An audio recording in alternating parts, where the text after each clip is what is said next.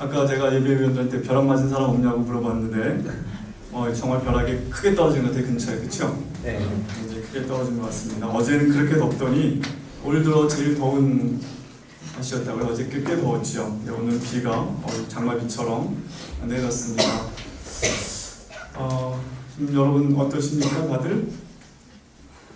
총정리 종합시험 앞두고 너무 열심히 하지 마십시오.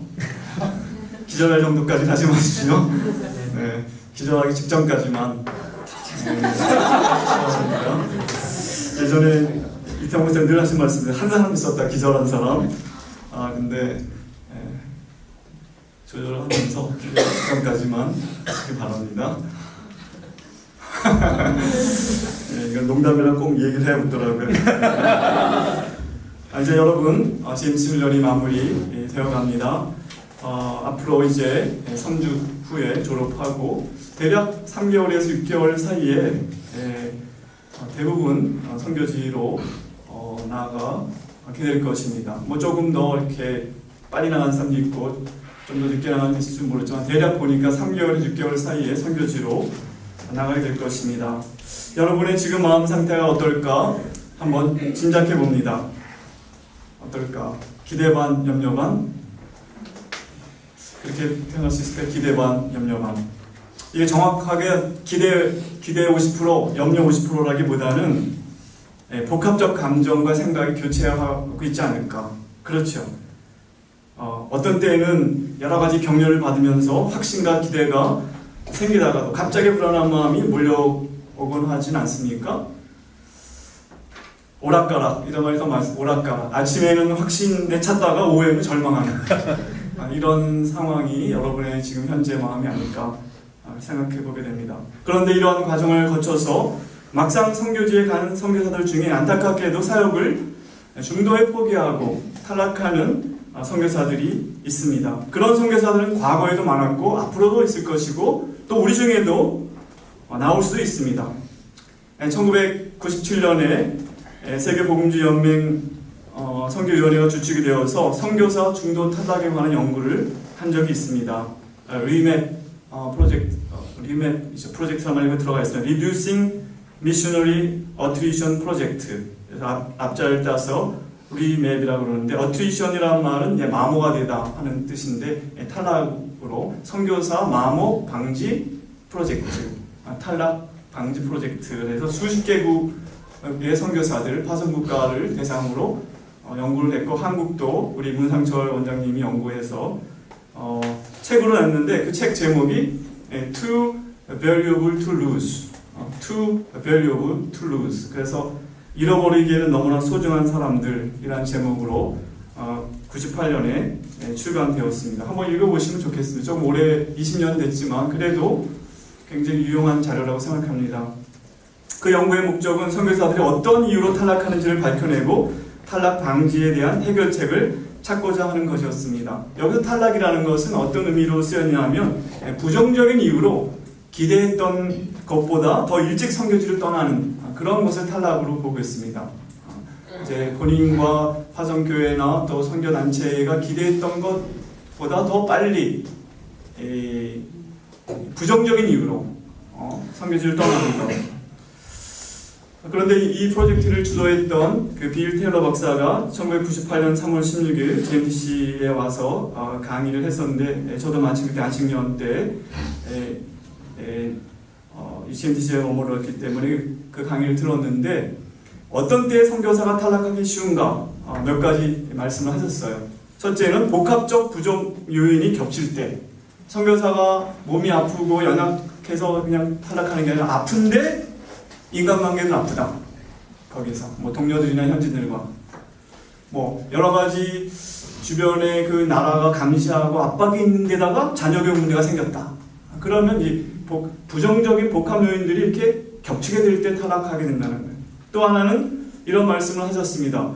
Unstructural job. 이게 영어로 맞는 표현인지 모르겠는데 structural하니까 제대로 job이 그 사역이 기대하지 않았던 그런 사역을 해야만 하고 또 불확실한 사역을 계속 해야만 할 때 탈락하게 된다는 거예요. 그걸 unstructural job이라고 그분이 표현하셨는데, 그 다음에 또 한 가지는 정체성이 불확실할 때. 부인 선교사들이 나는 여기 뭐하러 왔는가, 무용지물이다. 특별히 뭐 남자들도 그럴 수 있지만 잘 기억하시기 바랍니다. 남편만 열심히 사역하고 밖으로 돌면서 신나한다고 하게 될 때 아내가 집에서 아이들 특별히 돌보면서 굉장히 그 좌절감이 높아지면 그것도 탈락의 이유가 된다는 거예요. 정체성이 흔들리면서. 그래서 다 잘 해야 됩니다. 여러 가지 이유가 있겠지만 그분은 그렇게 몇 가지 원인을 정리를 했는데, 문제는 탈락의 후유증이 되게 크다는 겁니다. 탈락의 후유증이. 선교사로 나가기 위한 준비와 선교지에 가기까지 어떤 대가들을 지불해야 했던가를 생각해보면 그 상실감을 우리는 충분히 이해할 수가 있습니다. 탈락한 선교사들은 깊은 분노를 느끼게 된다고 했습니다.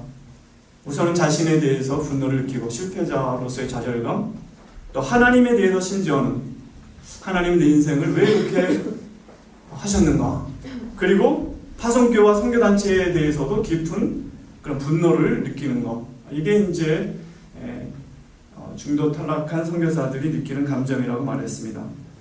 이거는 단지 선교사에게 머물지 않고 이런 부정적인 파급효과는 그들을 넘어서, 선교사들을 넘어서 교회와 선교단체와 후원자들에게까지 가게 됩니다. 무엇보다 본인과 또 그 자녀들에게 가장 깊은 상처가 남게 되겠죠. 선교 자체에 대해서 굉장히 회의하게 되고 냉소적, 시니컬하다 그러죠. 시니컬한 태도를 가지게 될 수도 있습니다. 심지어는 신앙 자체에 대한 회의도 가질 수가 있을 것입니다. 이런 후유증이 되게 크다는 것이죠. 그래서 이런 그 연구를 하게 된 것입니다. 어떻게 하면 이런 것들을 방지할 수 있을까? 나는 여러분들이 아무쪼록 중도에 탈락하는 선교사들이 아니라 선교지에 충분히 머무는 선교사가 되기를 또 기대합니다. 아마 이번 56기 훈련도 중요한 목적 중에 하나가 바로 그런 목적도 있는 것입니다. 여러 가지 중도에 탈락할 그런 요인들을 좀 미리 방지하고자 하는 그런 목적도 있는 것입니다. 여기 충분히라는 말에 대해서 우리가 한번 설명할 필요는 있습니다. 충분히 머문다. 충분히가 뭔가? 뼈를 묻을 때까지 선교지에 머물라 하는 말은 아닙니다. 단순히 더 오래 머물라 하는 것을 의미하지는 않습니다. 우리 방길 목사님 돌아가셨지만 옛날 선교사였잖아요. 우리 교단, 통합직 교단에 선교사 나갈 때 가서 돌아오지 마시오. 그게 우리 하시는 조언이에요. 가서 돌아오지 마시오. 선교지를 가면 돌아오면 안 된다는 걸. 사실 현대 선교운동이 일어났을 때 선교사는 자기 본토 친척 아비집을 떠나면 선교지에 가서 평생을 거기서 보내는 것으로 생각했습니다. 1793년 윌리엄 캐리가 영국을 떠나서 인도에 갔습니다. 1834년까지 41년간 사역을 하고 73세의 나이로 소천할 때까지 영국 땅을 다시 밟지 않았습니다. 윌리엄 캐리. 싱글 선교사였던 에이미 카마이클이라는 선교사는 55년간 인도에서 한 번의 안식년도 없이 살다가 생명을 인도에서 마쳤습니다. 이것이 현대 선교운동이 일어났을 때 사람들이 기대하던 바고, 그래서 20년 이상 그 현지에 있다가 여러 가지 이유로 해서 와도 많은 교회들이나 선교사 자신이 굉장히 자기는 중도에 탈락했다, 그렇게 생각했던 적도 있습니다. 교회들도 그렇고 선교사 자신도 20년 이상 그 선교지에 있다 왔어도 나는 끝까지 있지 못했다, 이런 기준을 가졌던 때도 있지만 이것은 우리가 지금 말하는 충분한 선교지에 머무는 것과는 이제 기준이 또 다른 가운데 있습니다. 어떻게 선교사로서 선교지에 충분히 머물렀다고 정의할 수 있을까? 5년이면 될까요? 좀 짧나요? 10년? 20년? 30년? 참 이렇게 말하기는 어렵습니다. 충분하다는. 굉장히 애매모호한 말이죠. 충분하다는 거. 그래서 만약 연구에서 충분히 이런 거 쓰면 영구로는 이 정의하지 않고 충분히라는 말을 쓰면 충분이란 말이 애매모호하잖아요. 이렇게 한번 정의를 해볼 수 있을지 모르겠어요. 선교지 사람들과 의미 있는 관계를 형성할 수 있을 만큼 머무는 것, 언어와 문화를 습득하고 의미 있는 관계를 맺을 수 있을 정도로 그리고 사역의 열매를 확증할 때까지 머무는 것. 성경 번역하는 사람들은 뭐 예전에 이렇게 말했어요. 창세기 1장부터 요한계시록 20몇 장? 22장? 22장 맞습니까? 21장이에요? 맞아요. 22장 맞죠? 22장까지 번역하는 거. 이거 자기 사역을 시작하고 끝내는 거다 했지만 번역해놔도 사람들이 안 읽으면 소용없는 거예요. 그래서 문해 교육도 하고 또 뭐 이렇게 하는 걸 볼 수 있습니다.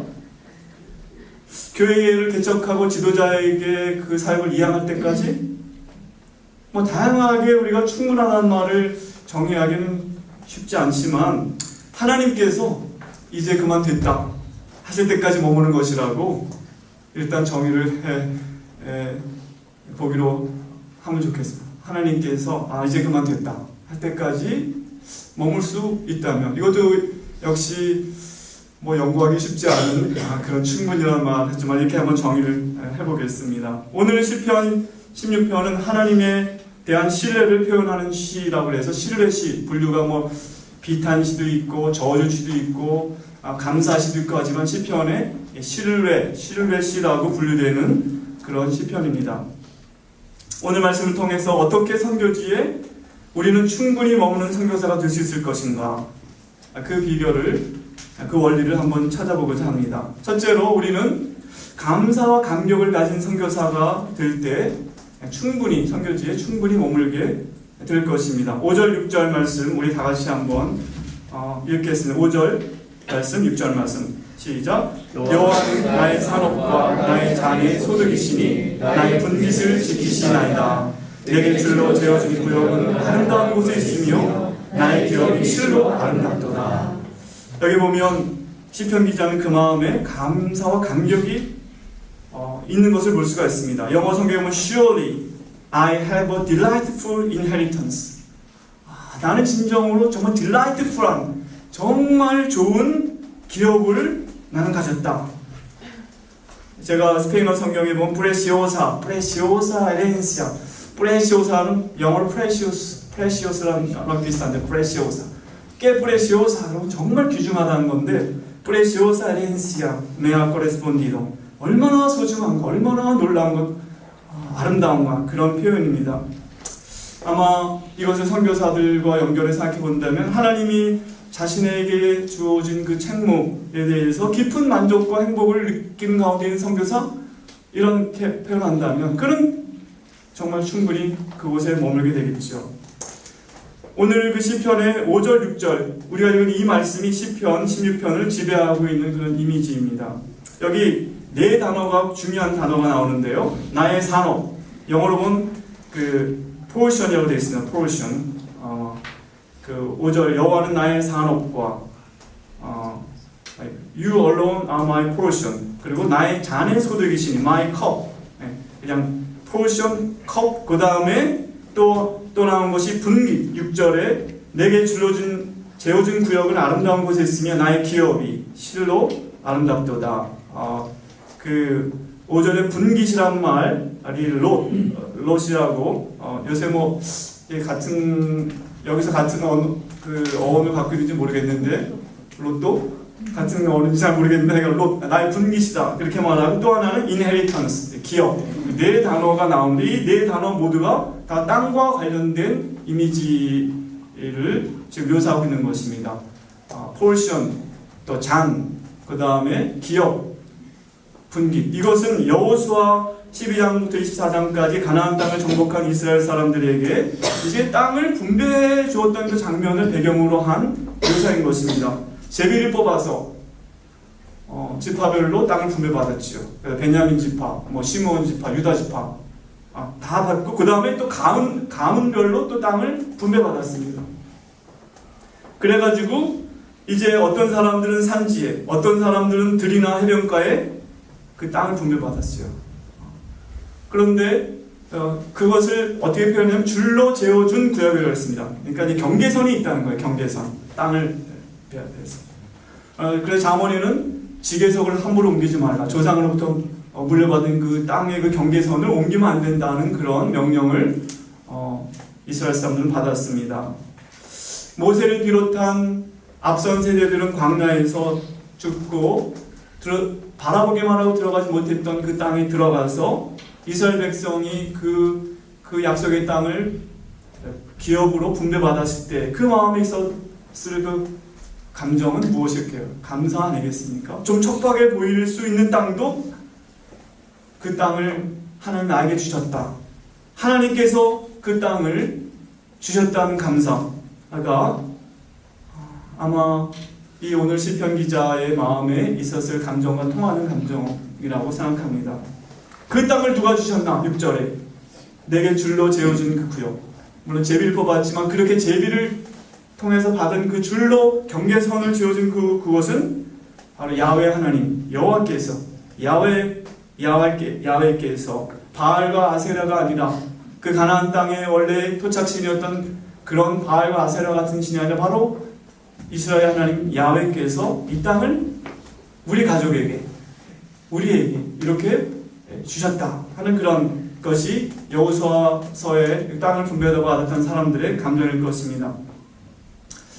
요즘에 선교지를 놓고 이제 확정하기 위해서 기도하는 사람들도 우리 중에 많이 있습니다. 여러분, 선교지 결정이 참 중요한 요소 중에 하나죠. 하나님의 인도를 우리가 구하고 있죠.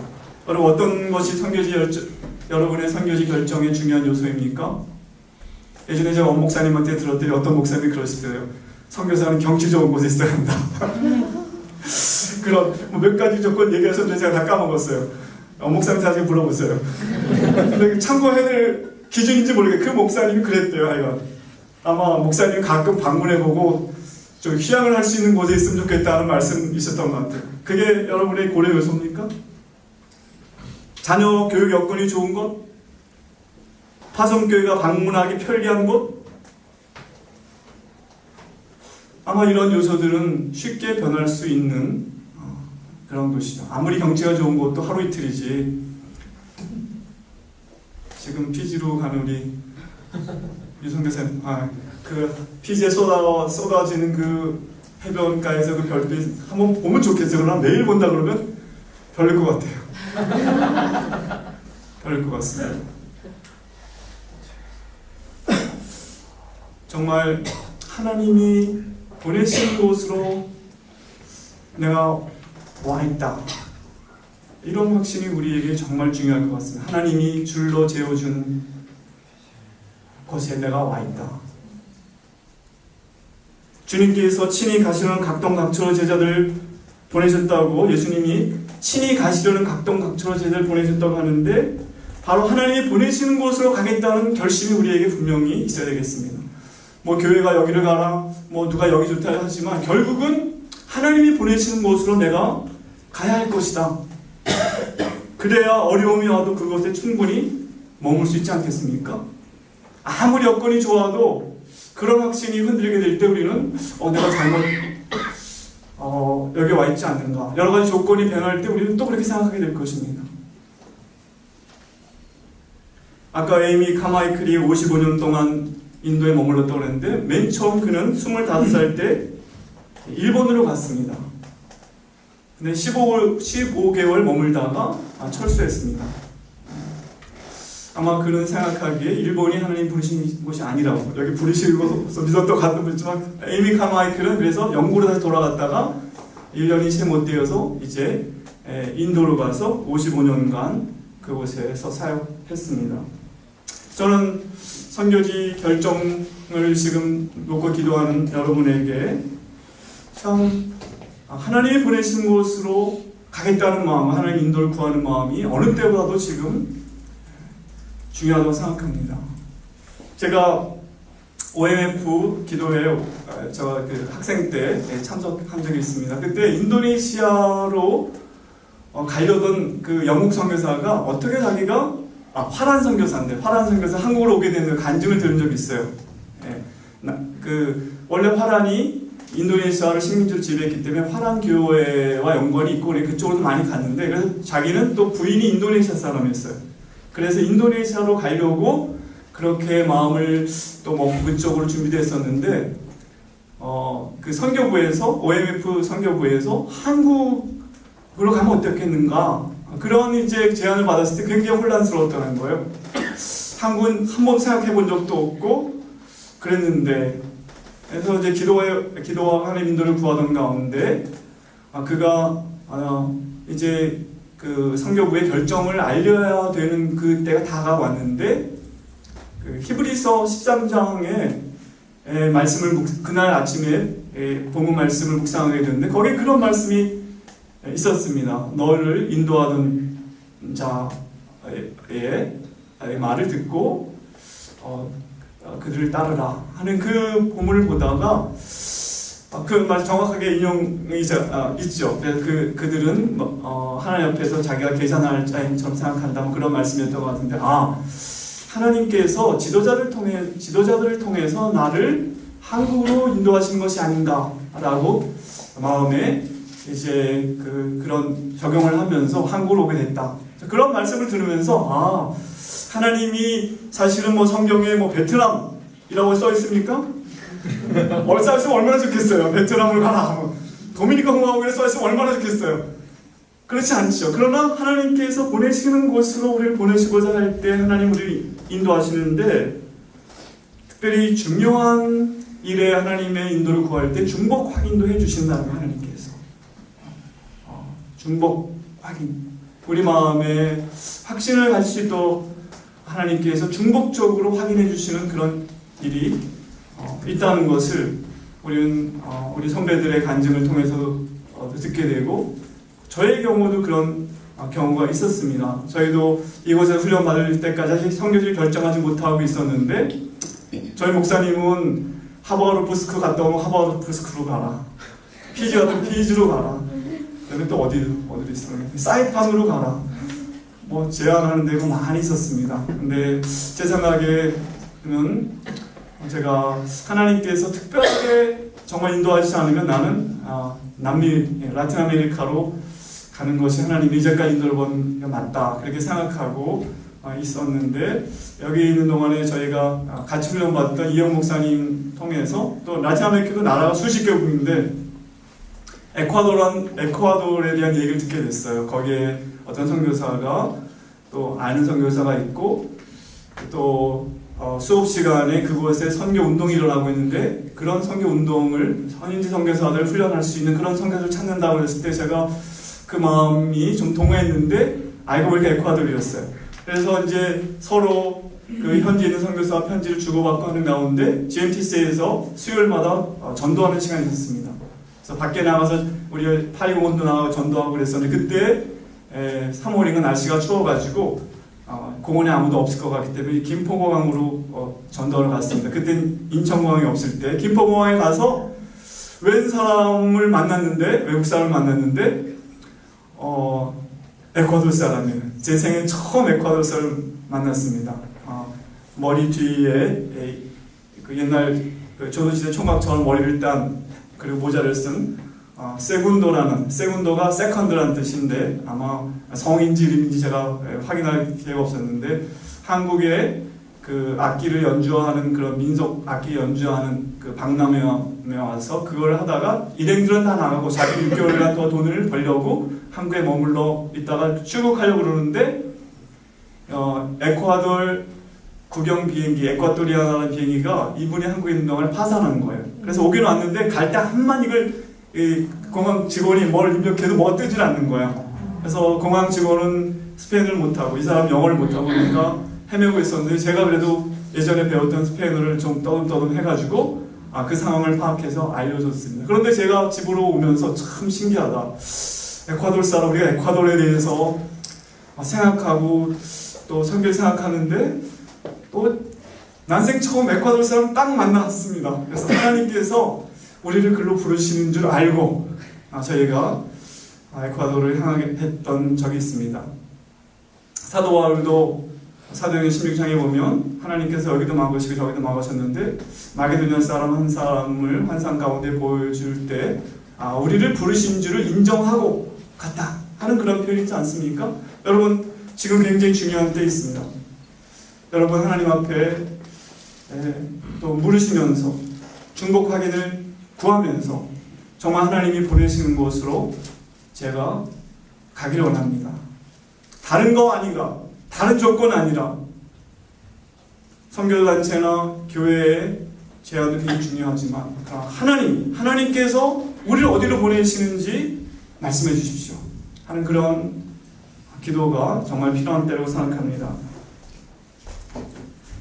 그래서 그곳에 하나님께서 여러분을 보내시는 그곳으로 가서 그 땅에 뿌리를 내리고, 그리고 하나님이 그 땅에서 이루시는 일들을 행하는 가운데 감사하며 찬양하며 열매를 맺을 때까지 충분히 머무는 여러분들이 되시기를 축원합니다. 네.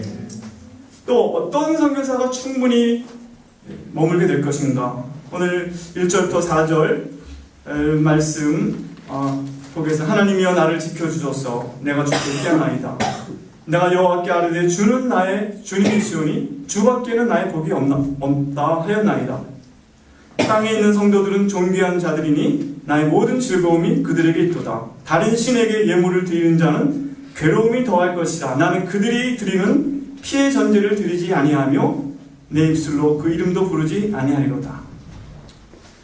내가 여호와께 아뢰되 내가 야훼께 아뢰되 주는 나의 주님이시오니 주밖에는 나의 복이 없나이다. 4절에 다른 신에게 예물을 드리는 그런 자들과 달리 오직 야훼 하나님께만 충성하겠다 하는 시편 기자의 고백이 나와 있습니다.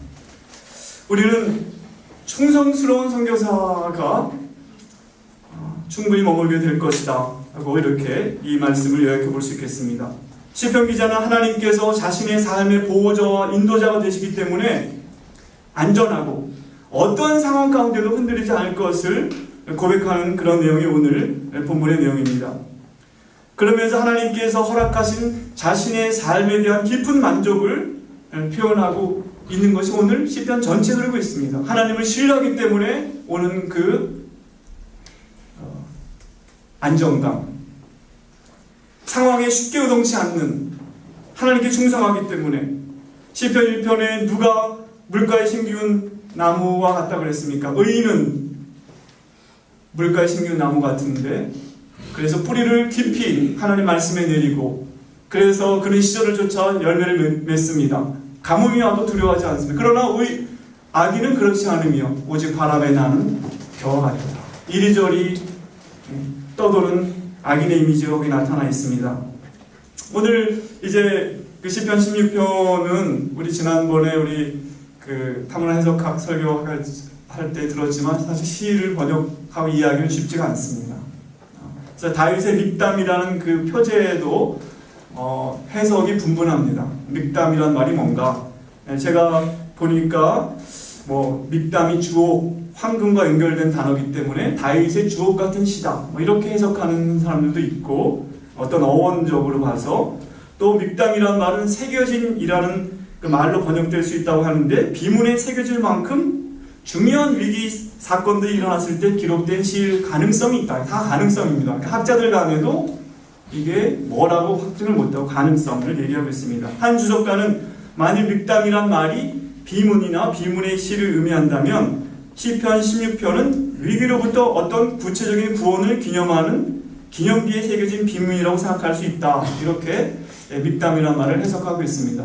그래서 다윗의 믹담이란 말도 다윗에게 헌정된 믹담인지 아니면 다윗이 직접 지었다는 건지 거기에 대해서도 또 해석이 다양합니다. 다윗의 믹담이라는 시가 붙은 시편이 모두 5개입니다. 시편에. 시편 56편부터 60편까지, 그리고 5개에다가 오늘 16편까지 모두 6개.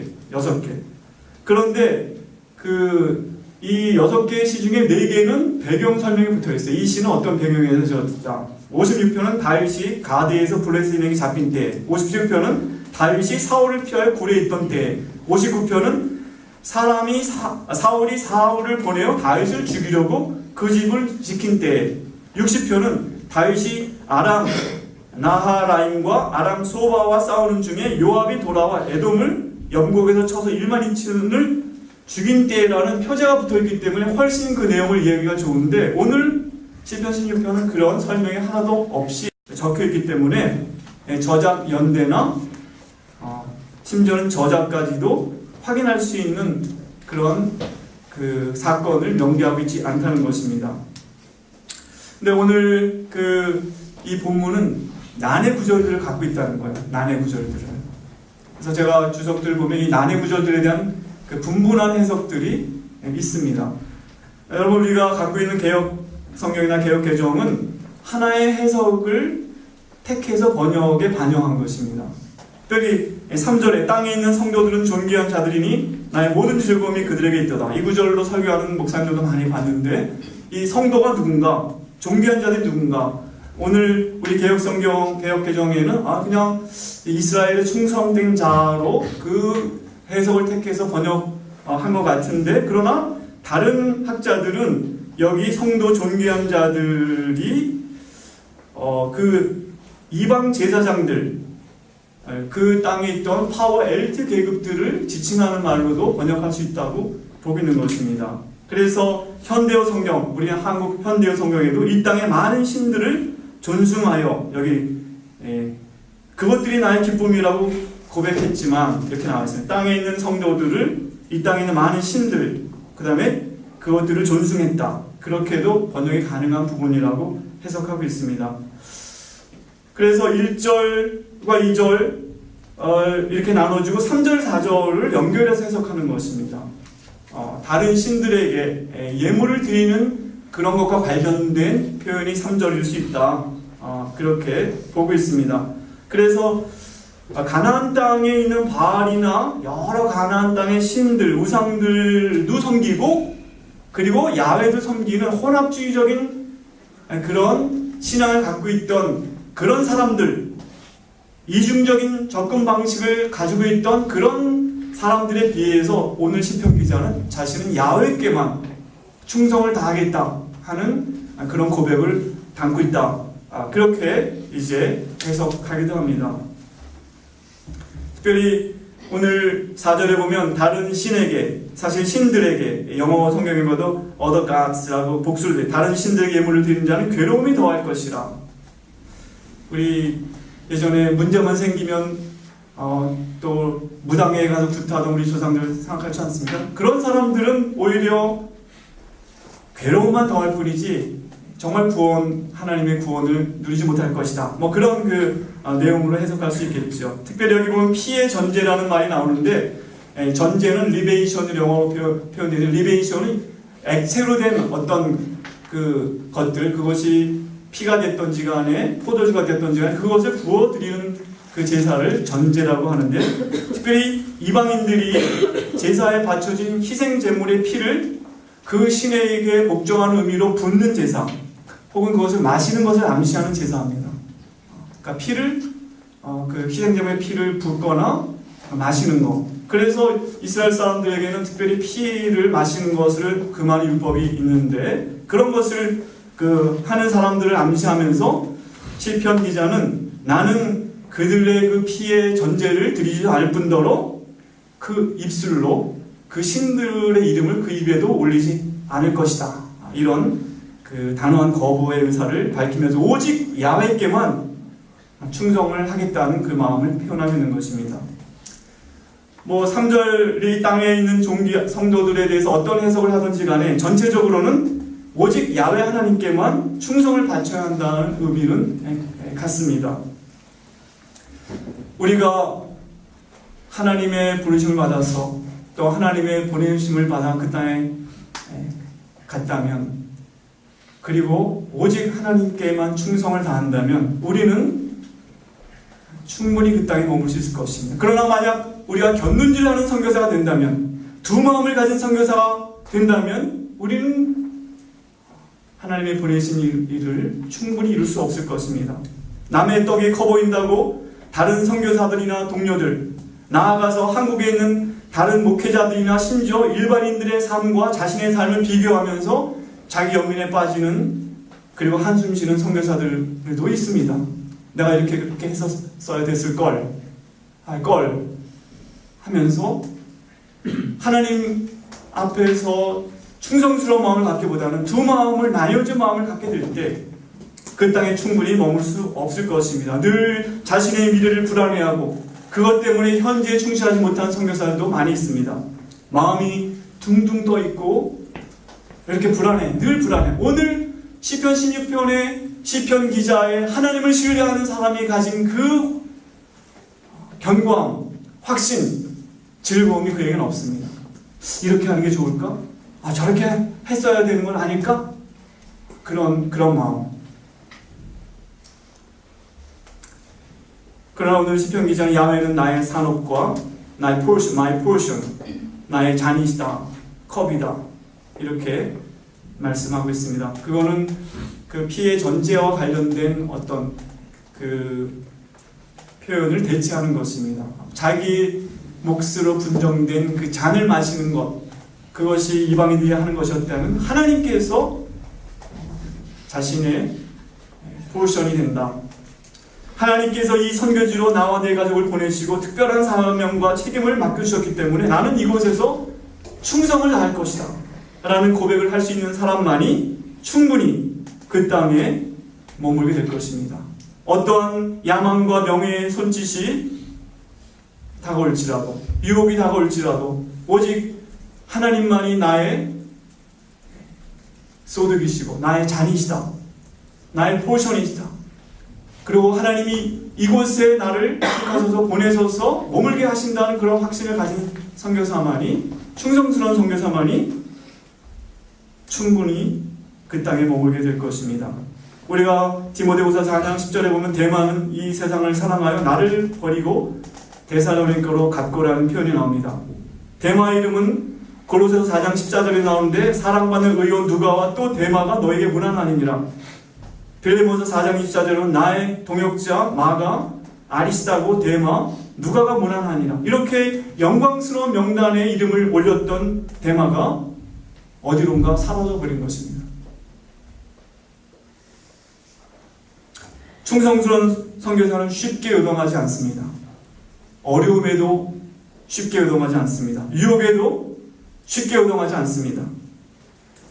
오직 충성스러운 선교사는 선교지에 충분히 머물 수 있습니다. 마지막으로 어떤 선교사가 선교지에 충분히 머물 수 있겠습니까? 하나님의 임재와 보호와 인도를 늘 바라보는 선교사. 오늘 8절부터 11절의 내용이 그런 말씀입니다. 8절부터 11절, 내가 여호와를 항상 내 앞에 모시며, 영어 성경에 보니까 I keep my eyes always on the Lord. 나의 눈을 항상 주님께 둔다. 내가 여호와를 항상 내 앞에 모시며 그가 나의 오른쪽에 계심으로 내가 흔들리지 아니하리로다. 이러므로 나의 마음이 기쁘고 나의 영도 즐거워하며 내 육체도 안전히 살리니 이는 주께서 내 영혼을 수월에 버리지 아니하시며 주의 거룩한 자를 멸망시키지 않을 것임이니이다. 주께서 생명의 길을 내게 보이시리니 주의 앞에는 충만한 기쁨이 있고 주의 오른쪽에는 영원한 즐거움이 있나이다. 이렇게 고백하고 있습니다. 이 구절 우리가 알다시피 신약에서 오순절날 베드로가 예수님의 부활과 연결시켜서 해석하는 구절이지만, 그러나 시편 16편의 기자가 이것을 썼을 때에는 아마 그런 내용까지 다 알지 못하고 썼을 것입니다. 위기로부터 구원받은 시편 기자가 그와 같은 보호와 인도가 늘 있기를 간구하는 내용이라고 우리는 해석해야 될 것입니다. 여러분, 어디에 안정과 평화가 있습니까? 오늘 하나님께서 인도하시는 곳, 하나님께서 있으라고 하신 곳이 안전하고 거기에 기쁨이 있고 만족한 곳이 될 것이라고 오늘 시편 기자는 대답하는 것입니다. 오늘 본문에서 시편 기자는 하나님을 신뢰하기 때문에 불안과 두려움 대신 확신과 평안과 즐거움을 누린다고 고백합니다. 우리가 선교지에서 앞으로 많은 어려움도 겪게 될 것입니다. 그럴 때 우리 마음에 이런 소리가 들지 몰라. 너 실수한 거야. 여기 온 거 너 실수한 거다.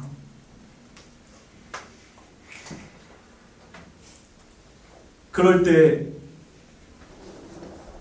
두려운 마음과 불안감으로 중요한 결정을 우리는 내려서는 안 될 것입니다. 우리가 두려움과 불안한 가운데 결정 내릴 때는 항상 우리가 하나님 뜻과 상관없는 결정을 내리기가 쉽습니다.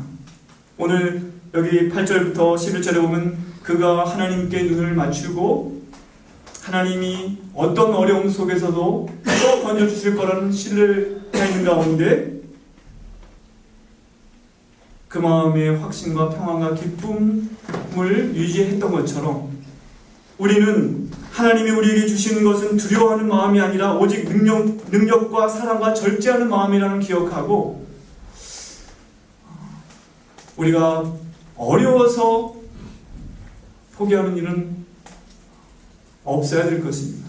하나님 어려움 중에도 피할 길을 주시고, 만약 우리가 그곳에 머물러 있기를 하나님이 원하신다면 하나님 견딜 힘도 주실 것이고 상황도 바꾸실 거라는 그런 확신이 우리 가운데 있지 않고서는 우리는 조그만 어려움도 우리가 금방 불안해서 다른 길을 찾으려고 할 때 사단은 그것을 또 공격해서 우리로 하여금 하나님이 있으라는 곳을 떠나게 할 수 있다는 것입니다. 앤드류 머레이가 이런 몇 가지 이야기를 했습니다. 4가지 얘기를 했는데, 첫째, 그분이 나를 보내셨다.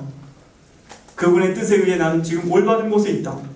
이 사실에 근거하여 나는 안심한다. 오늘 시편 16편과 함께 이런 표현이 우리에게 연결될 수 있다고 생각합니다. 그분은 그의 사랑으로 나를 이곳에서 붙드시고 내가 그분의 자녀답게 보이도록 은혜를 주실 것이다.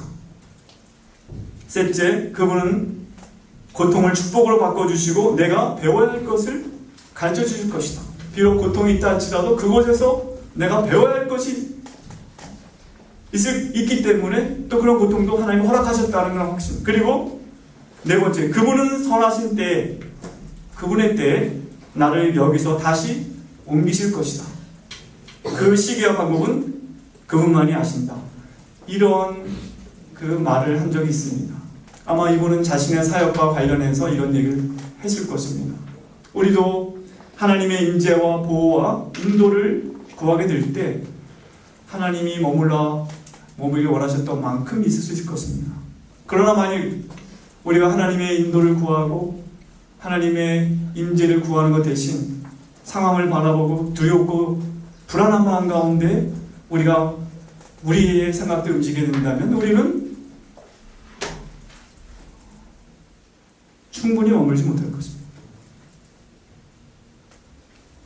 이번 주간 MK 세미나를 들으면서 여러 가지 생각이 여러분들에게 있었을 것입니다. 우리의 삶뿐 아니라 우리 자녀들의 삶에도 심대한 영향을 미치게 될 결정을 지금 내가 하고 있구나 라는 인식을 하게 되면서 무거운 마음을 가진 사람들도 있을 것입니다.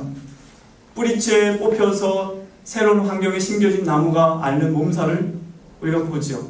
제 방에 이 나무가 너무 크게 자라가지고 이 줄기가 잘라갖고 지금 GMC 입구에 제가 심었는데 지금 잎이 다 싫으시더라고. 몇 개는 지금 살아날까 말까 하고 있는 것 같아요. 살아날까 말까. 이제 뿌리를 내리고 있는 것 같아요. 그래가지고 지금 제가 그것을 보면서 야, 이게 참 우리도 힘들고 또 우리 자녀들도 또 힘들 그런 것을 보면서 여러 가지 생각을 하게 될 것입니다, 여러분. 최근 인도네시아에서는 크리스찬들을 향한 IS의 테러도 있었습니다. 그런 적대적인 곳에 가야 하는 것인가? 선교사는 무식한 사람들이고 그래서 용감한 사람들이 이렇게 평가받지 말아야 한다고 오늘 위기 대책, 위기 관리도 한 겁니다. 그러나 그런 위험이 있고 그런 어려움이 있다 할지라도 내가 너희를 보냄이 마치 양을 이리 가운데로 보낸 것 같도다. 예수님 말씀하셨지만 그런 예수님이 보내셨기 때문에 우리가 가고 우리가 목자이신 주님의 손 안에 우리가 있고 우리 인생길이 그분을 따를 때 생명의 길로 간다는 신뢰가 우리에게 있기 때문에 우리는 나갈 수 있는 것입니다. 오늘 8절에 주께서 11절 주께 생명의 길을 내게 보이시리니 우리는 위험한 길을 가는 것 같지만 주님이 보이시는 그 길이 가장 안전하다고 믿기 때문에 우리가 또 선교의 발걸음을 옮겨놓을 수 있는 것이 아니겠습니까? 제가 요즘에 창세기를 공부한다고 몇 번 말씀드렸죠. 창세기 3장을 요즘 보았는데 타락한 아담을 하나님이 징벌하시는 장면을 제가 최근에 읽었습니다. 땅이 너로 말미암아 저주를 받고 너는 내 평생에 수고하여 그 소산을 먹으리라. 창세기 3장 11절입니다. 저주, 땅이 아담으로 인해 저주를 받는데 여기서 저주는 무슨 뜻인가?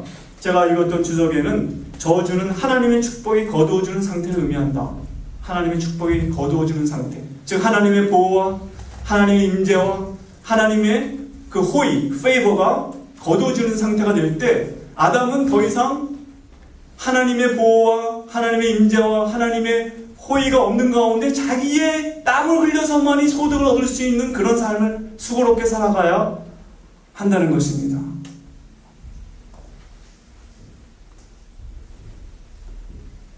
하나님의 보호와 호의와 임재가 거두어지는 것이 저주인 것입니다. 하나님의 축복이 거두어진 채 자신의 수고로만 살아가는 고달픈 삶을 아담은 살아야 한다고 징벌을 받은 것입니다.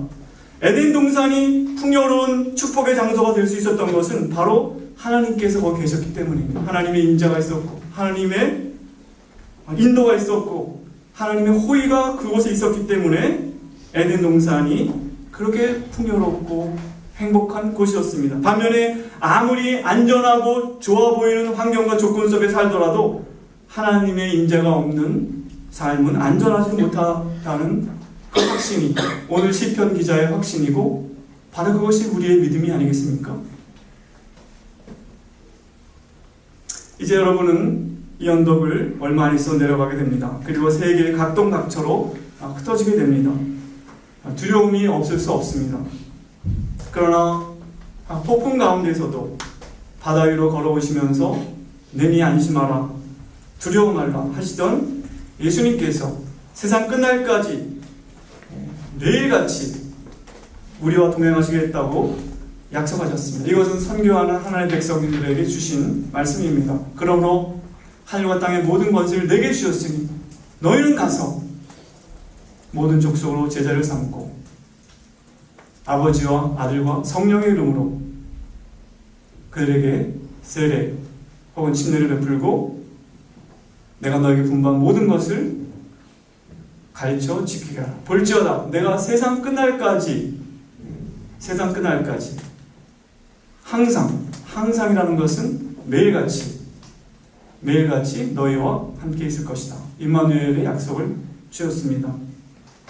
아무쪼록 성부, 성자, 성령 하나님의 보호와 인도와 임재가 여러분과 늘 함께 하시기를 축복합니다. 아멘.